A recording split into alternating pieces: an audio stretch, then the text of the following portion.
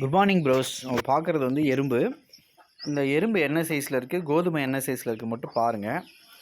அந்த கோதுமையில் ஒரு கால் பங்கு கூட எறும்பு இருக்காது. தன்னுடைய உணவுக்காகவும் தன்னுடைய தேவைக்காகவும் தன்னுடைய முயற்சியையும் கைவிடாமல் அந்த கோதுமையை அவங்க இழுத்துட்டு போயிட்டு தன்னுடைய கூட்டில் சேமித்து வைக்கிறாங்க.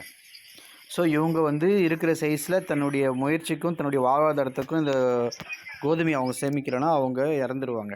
ஸோ இப்படி தான் நீங்களும் என்ன பண்ணுங்கள், உங்களால் முடியுன்ற தன்னம்பிக்கையோட சிலர் 10th படிச்சிருப்பீங்க, +2 படிச்சிருப்பீங்க, டிகிரி முடிச்சிருப்பீங்க. தன்னுடைய முயற்சியும் மனசு தன்னம்பிக்கையும் தளராமல் முயன்றீங்கன்னா நீங்கள் எப்பேற்பட்ட அச்சீவ்மெண்ட், அதாவது எப்பேற்பட்ட உதாரணத்துக்கு நீங்கள் ஐஏஎஸ் ஆகலாம், ஐபிஎஸ் ஆகலாம், எல்லாமே ஆகிறதுண்டான தகுதி ஒரு மனிதனுக்கும் உண்டு. ஆனால் முயற்சி மட்டுமே முக்கியமான மூலதனம்.